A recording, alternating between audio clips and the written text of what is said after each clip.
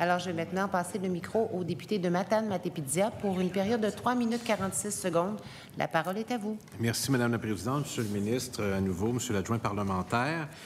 Probablement que le ministre est familier avec l'organisme Force Jeunesse, l'organisme qui a historiquement été assez près du premier ministre, qui a été présidé par son directeur de cabinet, où son collègue de Chambly et ministre a également milité, Force Jeunesse. Ils se sont exprimés en marge du budget et je vous cite l'extrait de leur communiqué. Baisse d'impôts reflète la facture aux générations futures. Force Jeunesse déplore la baisse d'impôts financée à même le Fonds des générations, alors que la mise à jour budgétaire de décembre dernier prévoyait des versements de 3,94 milliards en 2023-2024.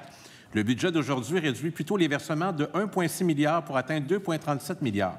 En 4 ans seulement, on réduit de près de 50 % les versements au Fonds des générations pour financer un projet qui ne favorise pas l'équité intergénérationnelle.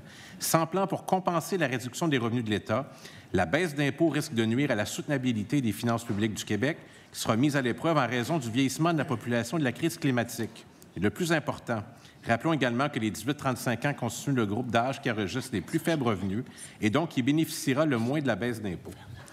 Ils sont venus à l'Assemblée nationale, Madame la Présidente, ils ont même participé à un cocktail où plusieurs membres de la CAQ étaient là, mais ils nous ont dit des choses. Ils ne sont pas de bonne humeur face à la décision du gouvernement. Ils sont même étonnés qu'un parti politique qui, historiquement, s'est beaucoup tenu près de Force Jeunesse décide d'aller exactement à l'encontre de leurs recommandations. Qu'est-ce que, je vais m'adresser au ministre en tout respect pour l'adjoint parlementaire que j'estime beaucoup, qu'est-ce que le ministre qui a participé au budget répond à Force Jeunesse? Je veux juste rappeler que c'est un exercice de reddition de compte ministériel. Bien, c'est sûr, mais je pense que la valorisation du rôle de député est importante. Puis, puisque mon collègue, mais je vais vous répondre avec plaisir. Je vais vous répondre avec plaisir. C'est juste plus fort que moi. Je pense qu'on doit donner plus de place et d'espace à nos adjoints parlementaires. Nommé au Conseil des ministres, il aurait été excellent. Bien, je vais laisser cette prérogative-là au premier ministre. Vous le connaissez bien, vous lui ferez des suggestions.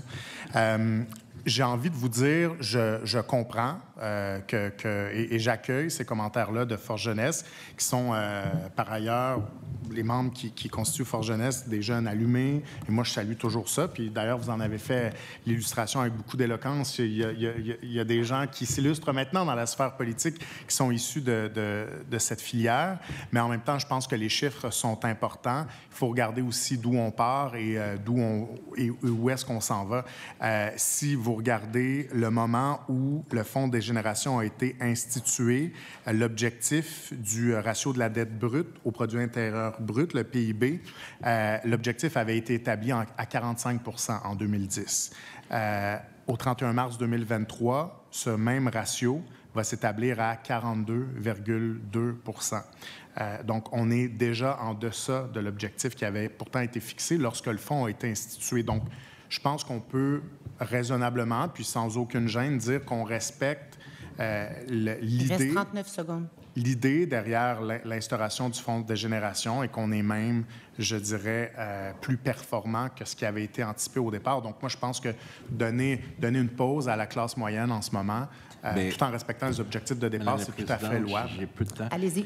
C'est pas l'opinion de Force Jeunesse qui considère que vous avez fait le choix de ne pas favoriser les jeunes. C'est pour ça qu'on est au Crédit Jeunesse. C'est un choix que vous avez fait, qui heureusement vous a souri, mais c'est pas l'opinion d'un groupe important de la jeunesse qui considère que le choix que vous avez fait va à l'encontre des engagements passés de plusieurs membres de votre gouvernement.